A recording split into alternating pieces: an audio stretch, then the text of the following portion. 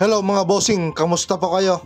Ito yung laban sa pagitan ng Lakers at Clippers noong January 20, 2025 na kung saan umiskor si LeBron ng 25 points, 11 assists at 5 rebounds. Aba, double-double performance.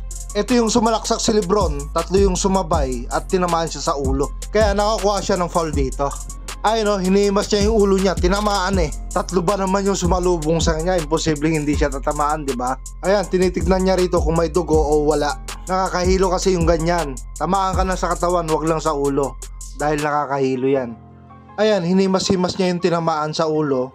At itinayo na siya rito, sabay check ulit kung may dugo. Check natin dito sa slow-mo kung sino nakatama sa kanya. Ito, sumabay si Kawhi dito, pero malayo eh, malinis. At sumabay din si Bamba sa ere pero mukhang malinis naman eh. At umiwas na rin si Batum dito, pero napahawak sa ulo si LeBron eh. Pero kung tinamaan yan, mapapabounce konti yung ulo niyan.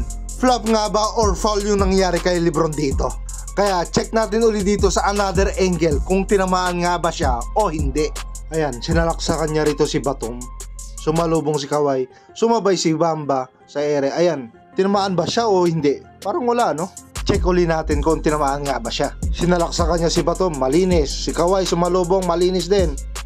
At malinis din kay Bamba, walang tinamaan eh. Check natin si Bamba yung nasa likod ni Kawhi kung tinamaan niya si LeBron dito sa ulo. Ayan, nasa ere silang lahat. Pero kay Batum, nasa baba lang siya. Magbabounce naman yung ulo ni LeBron dyan kung talagang tinamaan siya, pero wala Ayun, napahawak na lang siya sa ulo niya.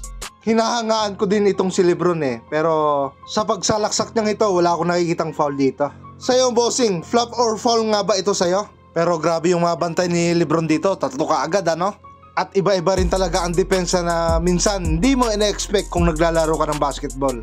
Ang importante ay sports ka lang at wala kang inapakang tao, wala kang sinasaktan.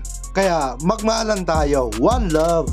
Shoutout dyan kay Aris Kamatis ng Tanawan, Batangas. Pati na rin kay Ador, Kuya Montalban at Paring Dodong sa La Portesa. Hanggang dito na lang mga bossing. Mag-ingat po palagi and God bless.